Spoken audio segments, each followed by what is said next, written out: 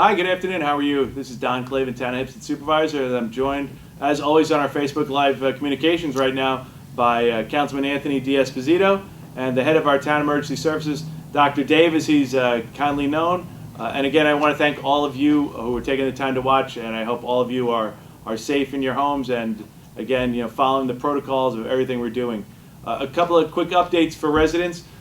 First off, last week the governor had closed all marinas and golf courses, and happily over the weekend he did announce that we will be reopening of marinas with safeguards. Earlier today we announced the protocol we'll be doing here in the town of Hempstead for marinas with safe spacing, signage, and restrictions. So we're asking everybody to join the town website to get information on that, and later this week we will be announcing the reopening of our golf courses with safeguards put into effect for your safety.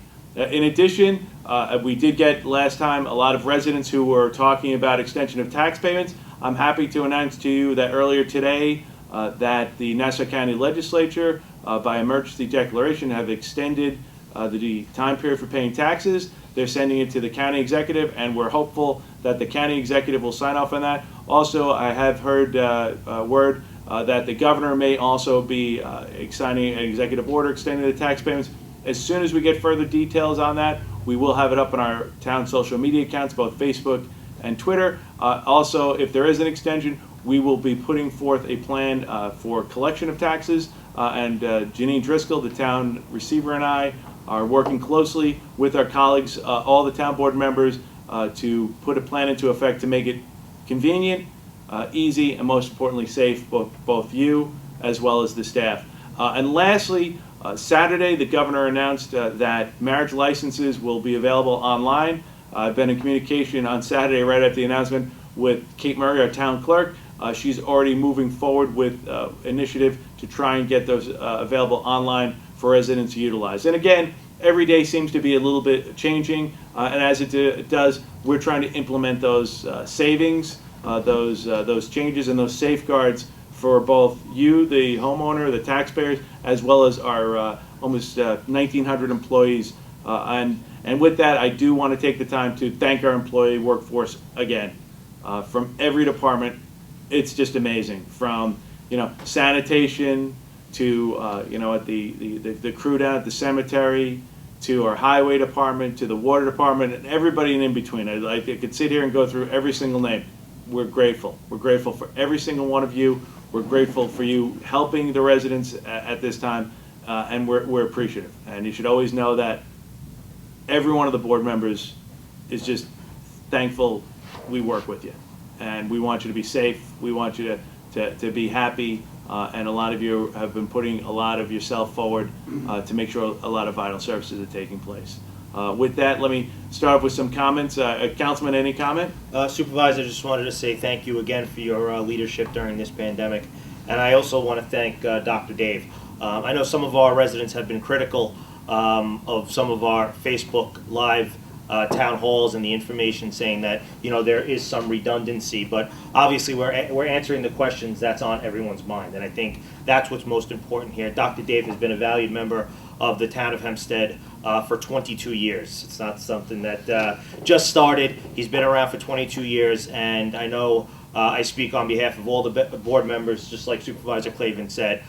We are thankful and lucky to have him, especially while we're facing the coronavirus. So, Dr. Dave, I just wanted to say thank you. The initiatives that we've brought here to the town of Hempstead, not only specific to the coronavirus pandemic, but the things that we've done here in America's largest township to secure the safety of residents, whether there is a coronavirus or not, have been great. We've fostered great relationships with the fire service. We've fostered great relationships with the police department ambulances, and I really believe that the work we're doing saves lives. So not only for the last 22 years, but mostly for the recent work that you've done, I want to say thank you. Thank you. And I want to thank all the residents who have logged on to these Facebook town halls and the questions that they've asked. Again, they may be repetitive because maybe you missed one or two here and there, but nonetheless, we're here to answer the questions. We're here to provide resources that you need.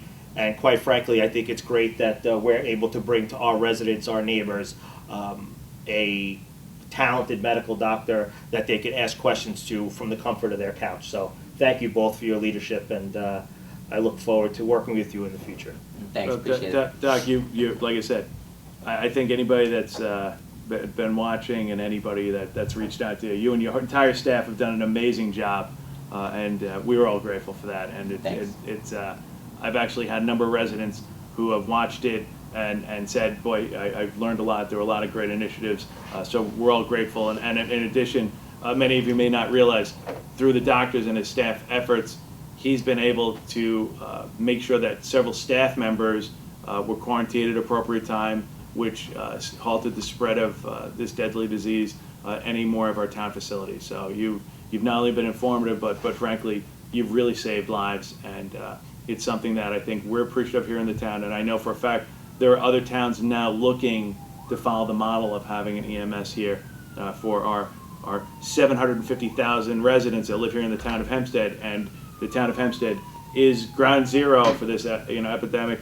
on Long Island, if not in the United States. We're grateful. So with that, maybe you'd like to give some updates, give a little conversation. And I will tell you, I thought invaluable, one of the issues, and I received so many positive responses, was from the fact that your demonstration of how to appropriately put on a face mask went a long way, because a lot of people don't realize they put their hands in there. So thank you. So yeah, Doctor? Sure. You got it, guys. Hi, everybody. So here we are again, but like the councilman and the supervisor said, we're here for you. I have my face mask today. I look like a ninja with it on. Won't put that on now because you won't be able to see me talk to you. But it is important, guys, that you have your hand sanitizer and that you have your face mask and that you're doing what's right for the community. If you guys get a chance to watch the previous video, I did have a very detailed explanation of the best way to put masks on and off. Most important thing, as always, is making sure that you wash your hands. You got to make sure that your hands are clean. You got to make sure you're not touching your face. The masks, again, are as our social due diligence to help other people. We want to make sure that we're doing everything to save other people as much as we're doing everything to take care of ourselves. And I think that's the thing that has been the maybe the best silver lining in this whole pandemic, is that everyone coming together to help each other. And by wearing your mask, by doing your social distancing, by keeping your hands clean, you're taking care of yourself, but you're also taking care of others. Just like the council was talking about, I have to tell you that, and the supervisor, some of the most rewarding opportunities I've had in the past couple of years has been the public health initiatives that we've done on behalf of the township. I am an emergency doctor by trade. I am trained also as an emergency medical services physician, meaning that I provide medical direction to EMS squads, to fire departments, to ambulances. I ride out in the field as a physician on calls. But when you're in the hospital, you're obviously playing a very important role. I work at NYU Winthrop. They've been great through this whole thing. They've been very supportive of what we're doing here. They've been very supportive of our staff and our doctors and nurses and PAs and NPs and all the folks at the hospital. But when you're there, you only can take care of the single patients in front of you. But what we've been doing, as we've been talking about, is we've been taking care of the community. And that is an important thing that the government should be doing. It's something, as these nice gentlemen were talking about, we've been doing this for a long time, and only now does it bring a light on what we're doing. But this has been something that's been ongoing for many years. I work for the town as an EMT. I started in 1998, and I'm still here helping you guys out. And obviously our role is a little bit bigger now, but that's important. It's to take care of our communities. It's to take care of our friends and neighbors. It's to take care of our workforce. So to make sure that our government runs, to make sure that our workforce is safe, to make sure that our buildings are set up in a way that people can feel safe to come to work because they're not going to get sick when they come here. We're doing everything that we can. The virus doesn't care. The virus it spreads and does its thing. And it's up to us to do the teamwork to fight back, and we've been doing that, and it's extremely rewarding. I have a huge team, as they've mentioned, the EMTs that are working down at the beach. I cannot be more proud of them, and you should know the job that they're doing to make sure that everybody's safe. And everyone that we work with, all of our partners, as the councilman mentioned, we cannot be more thankful for the county partners, for our state partners, for our local partners. fire, police, EMS, everyone that we're working with is in a team effort, and we're all here to make sure that you're safe, and that's what's the importance. And even if we ask a question more than once, people want to make sure their questions get answered, and we'll sit here till all the questions are answered, and I even go on afterwards sometimes and answer people's questions. So we're here for you, and with that, we'll just get to whatever questions. I don't know what questions there are. But. Yeah, well, Doc, I'll give you before I get into a couple points. Why don't you give the residents an update of some of the numbers you're seeing at hospitalization and what's taking place there, so they get a little more informed on it locally? Sure, of course. So, so the good news right now is it looks like that curve has definitely flattened. I know that when we had previously talked, that curve was on a crazy upward trajectory. We had lots and lots of people getting sick. We had people, unfortunately, that were dying. It was, very sad and very scary. The important thing to understand right now is that we've made that all of the efforts that we've done, they're working. That curve now has flattened out. It was a very horribly high plateau, but it has plateaued, and now it looks like it's starting to come down, and that is good news. But kind of like when you're sick and you get an antibiotic from the doctor, and you have a 10-day supply of antibiotics, and around day 3 or 4 you start to feel much better, it still means you have to finish the antibiotic, or you're going to get sick again. And that's the thing that people have to understand, that yes, this is working. Yes, it's getting better. Yes, we had a horrible toll that we don't want to return to. But if we don't do this the right way now, and we don't continue to be disciplined and help each other and follow the rules, that curve could go back up. The 1918 Spanish flu, there were actually 3 peaks before it finally went away, and that was the last pandemic that we faced more than 100 years ago. The second peak was actually worse than the first, because people had saw that the techniques were working, the social distancing, the closing of businesses. They felt that they were okay to go out. And then there was when World War II started to wrap up and end, they had parades and parties, and then that's when the second wave started. And none of us want that. So it's the good news of this is that we're all working together. The good news of this is that this is all working, but we have to stay the course right now. We have to not reverse it. We have to keep taking the antibiotic. In this case, taking the steps that are distancing us and washing our hands and wearing masks and things that are not normal for us. But if we continue that, we hope to watch that continue to go down. The hospitalizations are going down. The people on ventilators are going down. More people are going home. I mean, there's still a lot of sick people, but we're getting there. So, I mean, there is some good news. We don't want to always, be focusing on the bad. There is good news out there. So just continue to let the doctors do what we do, continue doing what you guys are doing, and then, we'll get through this together. That's the plan. Great. I saw a question out there about recycling. I thank you for the question. I do want to let you know that, again, recycling was suspended only for the ability to have an extra 15 trucks available for general purpose pickups. I spoke earlier today with the Commissioner of Sanitation. We're already looking to announce an initiative for placing vehicles at different locations during different hours that residents can pull up, have the recyclables taken from the vehicle, and put inside the recycling trucks. And we're already looking about when we'll be able to restart the recycling program. Again, it was done out of the precaution for the 400 men and women who are down there going to work every day at 5:30 and hitting the streets. And we had put a number of protocols in place as the separation. There are usually 3 people in a truck. We don't have that any longer. We have 2. The third person goes separately to the locations, picked up, and is driven. So we want to bring it back.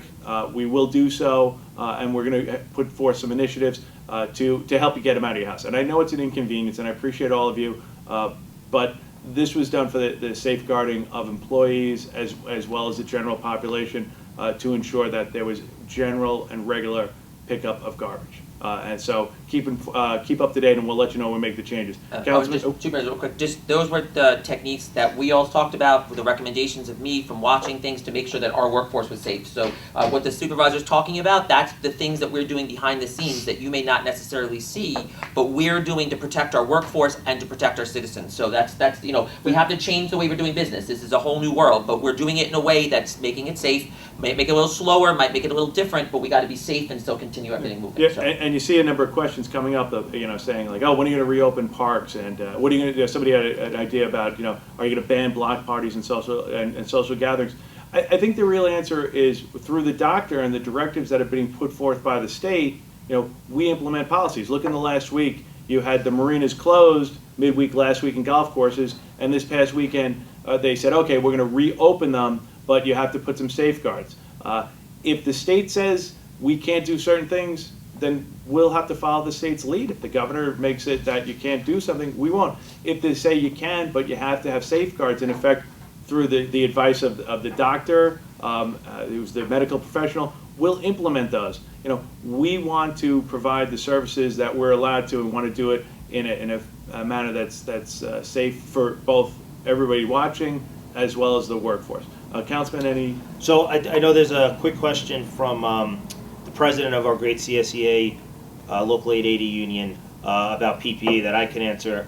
She's asking if an employee asks for PPE, is it proper to tell them request it from DGS? So we've been working with the Department of General Services as well as our emergency management team to make sure that we allocate all of our resources properly. So if any worker asks for PPE, he or she could ask directly to his department head or her department head, and they will contact either the commissioner or deputy commissioner of general services, who will then allocate the PPE. And then just another question regarding marinas from Mr. Bauman. He said he was reading the post regarding the marinas opening. Will facilities we have our boats stored be allowed to open for business to get them in the water? So as far as I think we understand is that the governor said that marinas are now able to open. So I can't speak on any specific marina, whether they have the staff to put boats in the water. But as of now, as long as they're following proper protocol and following the advice of the state and the town, they should be able to open as long as they have the resources and the employees to do so. And just to the councilman, for all of our workers, we also obviously are talking to the folks from General Services and to the leadership team to make sure that we train people to use the personal protective gear.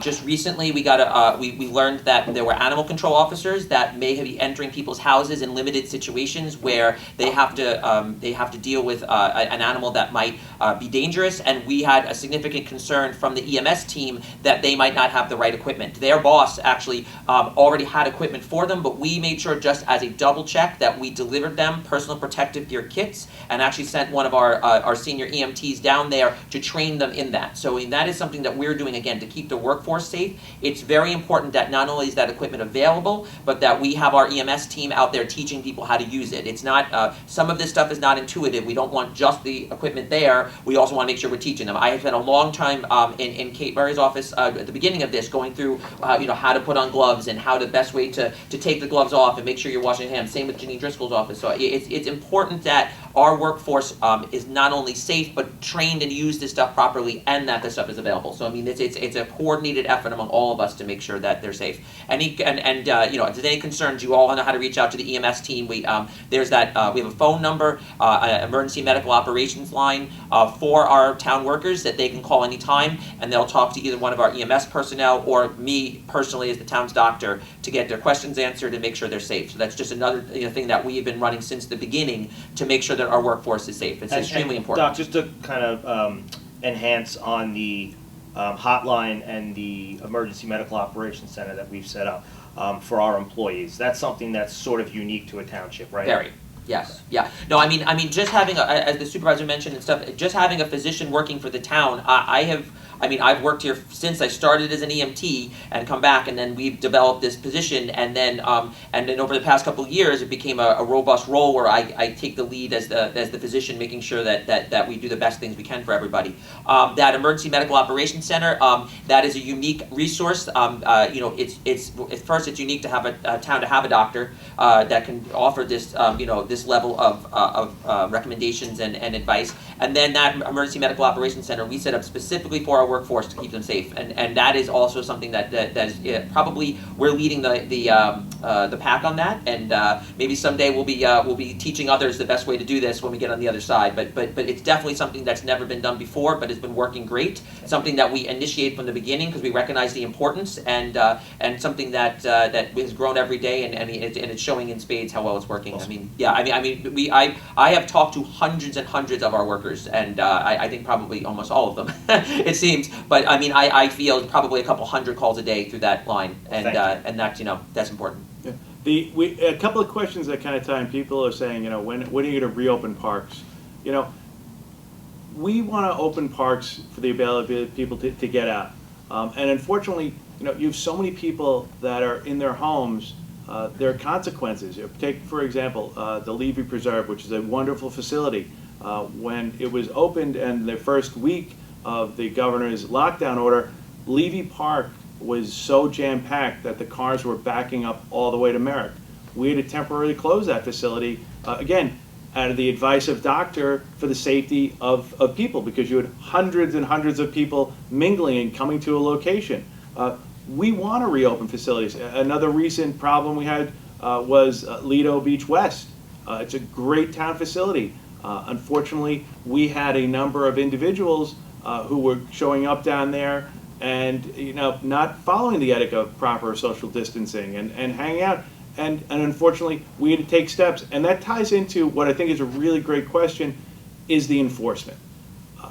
If it is a town facility and our public safety officers or our bay constables can resolve the spreading of the crowd or the closing of the facility or making sure people are following protocol, they will do that. But in other instances that you hear people, we get, there's the Mr. Softy truck coming down, or these kids are doing something at another facility. A lot of that falls on the Nassau County Fire Marshal, and I tell residents you have to call there. But if it is in one of our town facilities and we see it, one of either our public safety or bay constables will address it. But when it comes to reopening, we have to see what the requirements are from the governor. And as we said earlier, those change day to day, but also there's the conversations we have with the doctor about how we reopen a facility and we put in safeguards for you, as well as for the men and women who work here. That's why I said, a lot of people who are latecomers are still talking about the taxes. As for any of you who came on a little bit late, the Nassau County legislators by emergency, had an emergency meeting and extended the deadline today. We believe until June 11th, and it might go to the county executive to sign off. If that takes place, that's a wonderful relief for taxpayers here. But now we have to make sure we put in safeguards of how those payments are going to be processed. That is safe for both you, the taxpayer, as well as for the town workforce. And Janine Driscoll and I are already in conversations about that. So as I said, we want to get back to our normal, but the question is in some cases, is it going to be a new normal? And that's an evolving subject. We have the conversations with the doctor about the protocols we need to put in place to make sure, from the employees having a sanitizer or a mask to how we deal with our public restrooms. And I'm very grateful for the residents, because for the most part, people have been nothing but understanding. But if you do see something that you're noticing at a town facility that we can address, we will send our public safety to that area or the Bay Council. But if it's something that's out of our realm, we will direct that to the Fire Marshal. Councilman, see any questions? Yeah, so there's a question from let's see, where was it?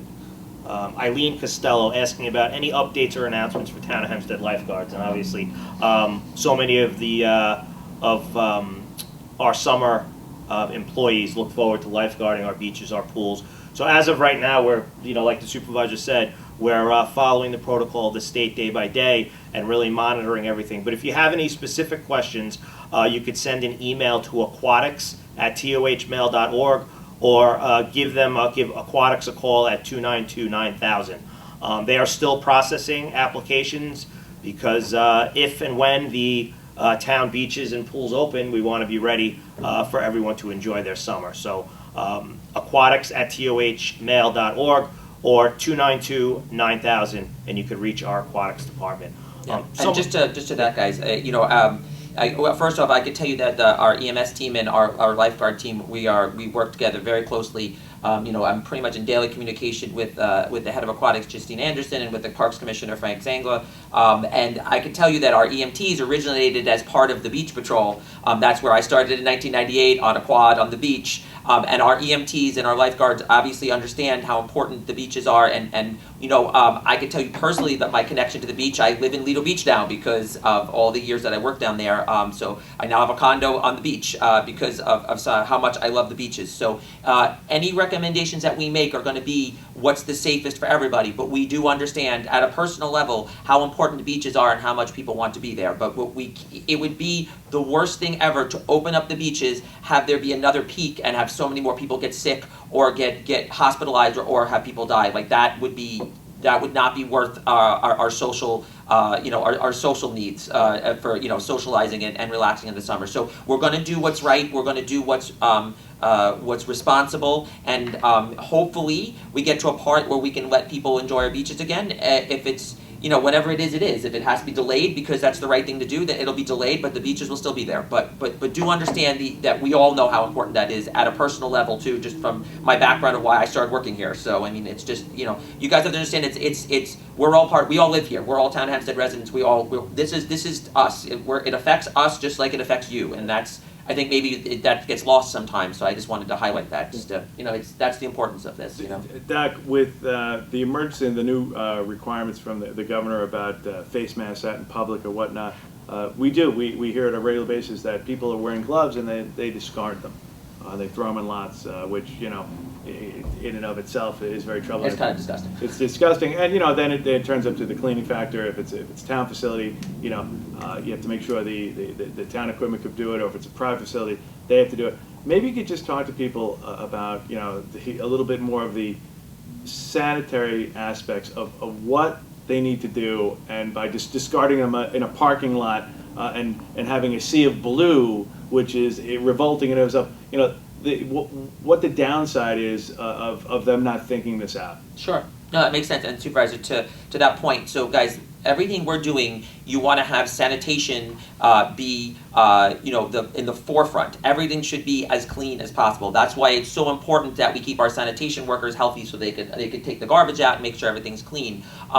If you are taking steps to protect yourself and then just discarding that personal protection gear in public, then that is making it less sanitary for everybody else. So that's actually the exact opposite of why we're doing these things. Remember, the masks, we're doing the masks more to help out others, and then the gloves and some of the other steps, the hand washing and not touching the face, more to help ourselves. So if you take those items and you just discard them in a parking lot, that's actually more dangerous for everybody, including yourself, because that increases the bacteria and viruses in general, not just coronavirus, but all of those things. So you're increasing the chance that anybody could get sick by doing that. So I would say the best advice I could give, what I've been doing in my own personal vehicle, because you can imagine with a lot of the places we have to be, some days I feel like I'm living out of my truck. I have a brown paper bags, and then if I need to use personal protective gear, if I'm using masks, if I'm using gloves, I'm then discarding those in that bag, and then they are clean in an area where it's not going to contaminate anywhere else, and then I just dispose of that bag properly at the end of the day. So, if you don't have something like that, you still want to make sure that whatever you're using ends up in the proper trash receptacle so our people can pick it up. It just takes our really hardworking sanitation and general services folks away from other tasks if they have to be cleaning parking lots and fields and any other sidewalks and that kind of stuff. So you want to be socially responsible all around, including properly disposing of those things in a garbage, in a proper garbage receptacle, or keep it with yourself and then dispose it when you get to your own house. So and also when you take those off, remember, if you have gloves, you want to take the gloves from the bottom and you want to peel the glove that way, because then the dirty stuff that's on the outside of the glove ends up on the inside, and then you're not recontaminating yourself. And then you can take those gloves, throw them out into the right place so that no one else is getting contaminated by it. So again, just do the social responsibility of taking care of others, and that just falls along that same line. So. And if I could follow up with another question, just explicitly for you, Doc. Every day people are reading about, it's symptoms of flu, the symptoms for coronavirus. Over the weekend it was you had blue toes. Saturday it was you had a rash. Maybe you could just go through everybody again, because even though we've been going, it changes, it evolves. What are the basic symptoms for coronavirus, and where should let it be the temperature you take that should be a little more concerned and follow through? Why don't you resolve that for a couple of people? So it's a good review. there are actually, what originally made this somewhat difficult when we first started fighting this virus is it seemed that it could present in many different ways. But there is a kind of a overriding theme that we've been seeing now. The more and more patients that we've seen, and the more that we've talked about this, and the more workers that I've talked to that have called with concerns. The first and foremost, there are other viruses out there, just like the supervisor said. So coronavirus is a majority of what we're dealing with. Thankfully, the flu season is starting to taper down now, but when coronavirus originally hit, it was very high flu season as well. And then obviously there's other respiratory viruses, rhinoviruses, respiratory syncytial virus. There's a million other viruses that we deal with, but those have kind of taken a little bit more of a back burner. And then obviously there's other bacterial infections that can cause respiratory problems and cough. So, we're not asking you to be doctors. I'm also asking you not to doctor Google stuff. Google is a great search engine, but not a very good doctor. And the problem is if you start looking up things, you're going to start diagnosing yourself and getting yourself worried, and it's not going to give you the right answer. So the first thing I can tell you is that if you think you're sick, stay home. It doesn't matter what illness you have. You do not want to be spreading the illness to other people. We should just have that as a general rule moving forward from now on. If you're sick, you should not take it as a badge of honor that you went to work sick. We should go home when we're sick because we don't want to spread any virus or any infection to anybody else, regardless of what virus or infection it is. So stay home if you're sick. The symptoms that are pretty much universal that it seems to coronavirus. Now again, coronavirus can present in many different ways. The symptoms that I would say that are most likely to clue you in, fever is usually the first one. Really bad body aches is another one. There's an inflammatory response that the virus induces and that causes body aches. Then loss of sense of smell and taste. People actually completely lose their taste and smell. Somebody actually sent me, one of our public safety officers sent me a very funny picture of him smelling and licking a bar of Irish Spring soap because he could not taste or smell it, and said that should be the new coronavirus test. We don't encourage that. No, we're not encouraging that, but that was very entertaining. So, but just the point is that the loss of sense of taste and smell is very important. Because this virus seems to be unique to this virus. And then, there are lots of other symptoms that a dry cough, sometimes diarrhea, sometimes a rash, so that's less. Obviously, if someone's having chest pain or shortness of breath, they want to seek medical attention. And that's also the question people have asked, like, well, what do I do if I think I'm sick? Clearly, if there's a life-threatening medical emergency, you need to call 911. You need to have an ambulance take you to the hospital. I know people are scared to be at hospitals, but I can tell you from my experience at my hospital, NYU Winthrop, I know that all the hospitals have now set up areas where there's kind of segregation of the folks that are sick with coronavirus and the folks that have other medical problems. So you should not be afraid to go to the hospital if you're sick. The hospitals are meant to be taking care of sick people, even in the case of coronavirus. But I can tell you that urgent cares have been a wonderful resource during this and have really shown how important they are to our health system. And telemedicine is also very important. So my recommendation, if you're sick, you have a fever, stay home. Bad body ache, stay home. You can't taste or smell anything, stay home. But all those other symptoms, do not be spreading respiratory viruses to other people. If you're having life-threatening symptoms, call 911 and go to the hospital. Otherwise, call your own doctor. And your own doctor will likely do a telemedicine consult with you. That's been very big, and hopefully moving forward, that'll be a really good resource in our health system. Or go to an urgent care. They've been wonderful in helping us out with this and really good partners. So I can tell you that the city MDs have been great. The Go Healths have been great. Pro Health, AFG. There's a couple of them out there. Those are the ones that I know that our workers have gone to and have been very helpful taking care of our workers that have needed. So just know that those resources are out there, and that's good. And that's kind of an important rundown for right now for that. So kind of a twofold. One's a question, one's a comment. First, the comment I guess was questioning, asking, and wondering if we are in touch with our seniors. And I know that you've been in touch with Commissioner Murphy from our senior enrichment program. Yep. Debbie Polisi. The supervisor has made sure that we continued providing them meals. And you've been in touch with the housing authority to make sure that there is any issues that, to assist them. Yeah, so the head of each of the senior centers has been checking on the seniors in their senior center, and then if there's any concerns, they've been running that up the chain, And then we have an EMT, Beth Heffernan, who's retired from the County Emergency Ambulance Bureau, and she's been following up on those for us. It's actually her, she's part of our public health division, and it's been her job to make sure that we're keeping an eye on all of the senior-related issues. If there's any concern that there might be a senior that's having a problem, we can send one of our EMTs to check them out, or we could get a connection to a family or a connection to resources. So that has been from the beginning. Actually, why we originally did not close our senior centers. Remember, we were one of the last to close the senior centers. It was, we took every step to make sure those senior centers were safe, and it was so important to us to give them the opportunity to get those meals and to have people checking on them and to get those resources, and they access all those resources through those senior centers. So when we finally had to close them, that was a huge hole that we had to then fill, and then we developed this system in place to make sure that we were not losing them or losing track of them. So keeping touch with them and making sure they're safe has always been our priority and continues to be our priority. Yeah, it's fun. It's not funny. Just this morning we had the housing commissioner going through some of the protocol that's been in place, the procedures that are checking up on the residents, the additional cleaning that's taken place under your advisement.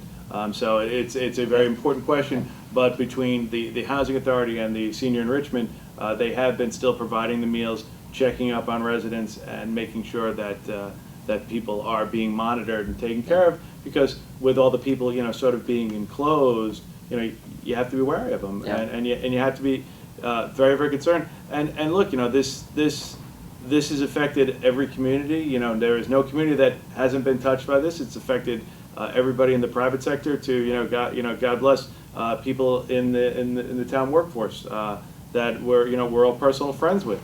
And again, and Doc, I do think stressing the point of it's invaluable, the information you're passing on a regular basis. It's I get people as far as Wisconsin. We just had somebody from Florida. My friend Brian watches this every single day with his wife in Wisconsin. They enjoy it, but they find it informative, and I think that's a good thing. And again, I get for those people who came online, because I read it.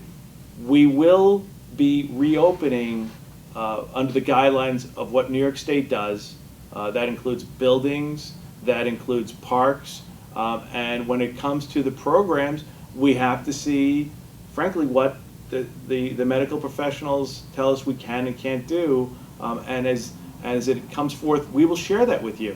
A lot of the cases we don't know. You hear about some levels of government closing some facilities for the rest of the year. I was driving in today on the radio, and they were talking about Broadway might not open until September or not at all this year.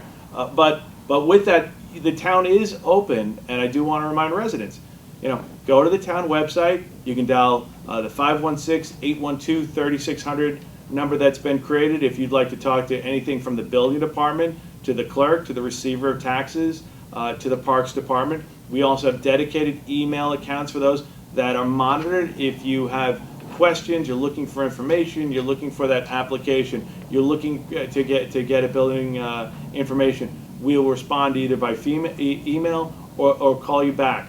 So I would tell people, we are open for business. We want to provide the services we can, even in a limited capacity.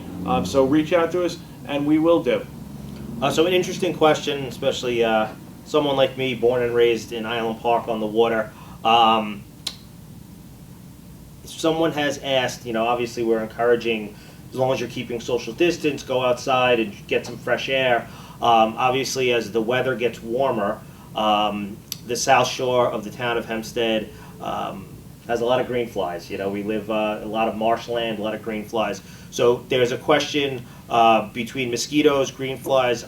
Is any of the coronavirus transmitted through any insects? They're afraid for their children, grandchildren. That's a good question, actually. Yeah. The answer is no. It has to be, it's a respiratory virus. So the only way that the virus can enter your body is through your respiratory system. That's why we talk so much about minimizing the cough droplets with masks, and why we talk about making sure we wash our hands and making sure we don't touch our face, and that we're doing the social distancing. So the even from mosquitoes. Yeah, so yeah.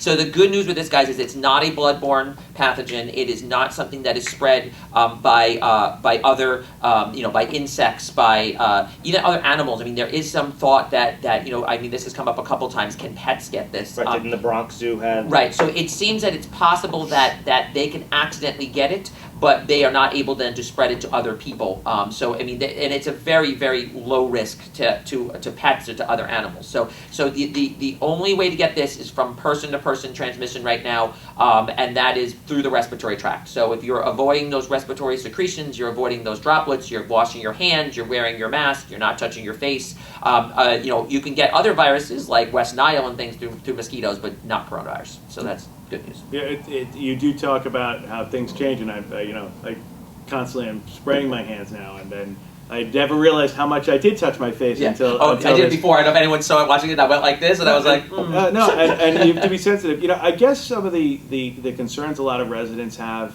Everyone's been bottled up for a little while. They want to get out. Yesterday was 59 degrees, and everybody wanted to. You were thinking it was the hottest day to run down the beach. When it comes to, and I want to bring back to the masks because people are always saying, why do you have to wear them out in public? And it was funny. I was watching some photos of from the last epidemic 100 years ago of baseball players, wearing masks while they're up hitting, and the fans wearing the masks. Again.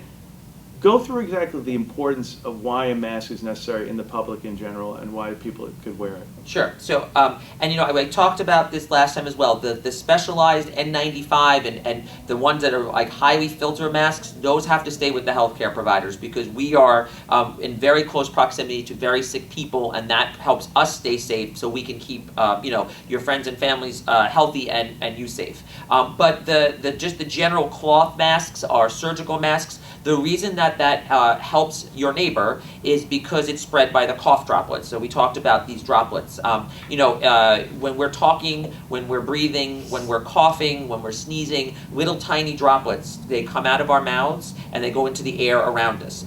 Most of those droplets sink to the floor right away. That's how that 6-foot distance helps you because very few of those droplets make it any farther than 4 or 5 feet, which is where they get that kind of 6-foot rule from. But there are tiny little droplets that come out that kind of can float in the air.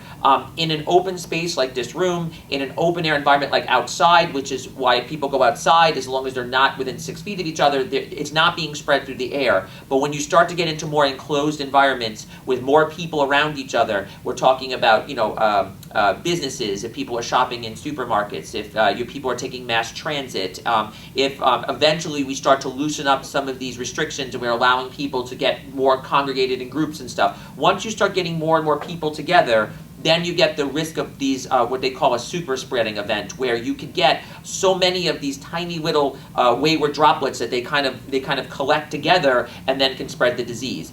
By wearing masks like this, and you put this, this goes over your face, all right, that prevents those cough droplets, those tiny little droplets from making it away from you. They get trapped in the mask. Then you take the mask, and if it's disposable, you throw it out, or if it's rewashable, you rewash that. Obviously washing your hands like we always do. And then that helps your neighbor by decreasing the number of those cough droplets. If there's less of those droplets around, then there's less of a chance of spreading the virus. And even though, like you said, you look at those pictures from the 1918 flu, it seems kind of crazy that we're taking steps that are 100 years old. Every little bit helps. It might not be the best thing ever to have on a mask, but it's something. And if we took all of these tools together, every single step we take to slow the virus, that makes the virus not as infectious, that makes everybody healthier, that eventually stops this, then the treatments that we develop eventually and the vaccine will then finally be the end of this pandemic. But at least it's taking the steps that we need to protect each other. Yeah, and we've had some people who are supplied masks, and we have people who volunteered. Last week we had Sherry. She was home. She said she was willing to make masks, and those are going to prove invaluable because somebody did post that they can't find a surgical mask anymore, and that's why I said the cloth mask has a benefit. So something like that if you make it from home and it could be distributed out to a senior or somebody like that, it'll go a long way. So anything anybody's doing at home, if you have the means to make them and you want to donate them, they will go to the seniors. They will go to the needy. They will go to the children.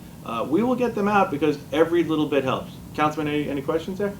No, I think a question just came in. Should we disinfect our groceries before touching them? Okay, so a lot of the a lot of the chemicals that would be used for disinfection, you do not want to put on your food because those chemicals can make you sick. The actual really good news about this, this is also one of the silver linings, is this virus is not very hardy outside of the body. It is, I'm going to call it a naked virus, but why I say that is basically there's no strong wall around the outside of this virus. It's a little piece of nucleic acid, it's some proteins, and it's some fat. And it's a tiny little particle, and that's basically all it is. There's not something that's really protecting that. So the good news is the best way to kill the virus actually is just regular old soap and water. We talk about hand sanitizer when we don't have access to soap and water, but just regular old soap and water, because the soap it emulsifies the fats, it breaks the fats apart, and the soap breaks proteins apart. I mean, that's what soap is doing when you're washing your hands. It's acting like a solvent and taking all of that and kind of breaking that apart and then washing it away. So just regular old soap and water is actually our best tool to fight this virus. It does work. So obviously we use disinfectants because we don't always have soap and water. We use alcohol-based products when we don't always have soap and water. When it comes to your groceries, if you're using harsh chemicals on your groceries, you're going to get sick from the harsh chemicals. But there's not a lot of good literature to say that you get this through eating it. The virus doesn't seem to live on foodstuffs and food prep. I mean, hey, look, Hennigan's in Point Lookout been great to us. They've been feeding us. They've been feeding me. They literally have been offering me food. And I just had an arugula salad last night, and I didn't think twice about eating my salad from Hennigan's.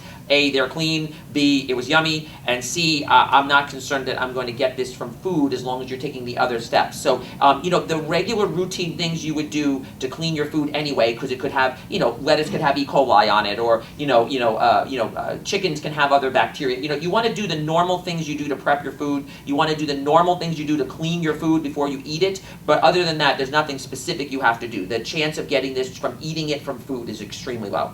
So get your takeout, enjoy your food, know that the people who prepare your food, they know how to keep it clean, they don't have to change those tasks. That's the good news about this virus, is it dies easily outside of the body, you just have to not get yourself exposed to it.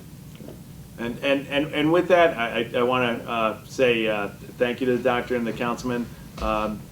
Before we have some final comments, I will say, when it comes to updates on the parks, when it comes to updates on the taxes, when it comes to updates on the recycling, we will share that on the social media accounts, get that out there as much as we can. A lot of the stuff, we're already looking at implementation of how to bring things back.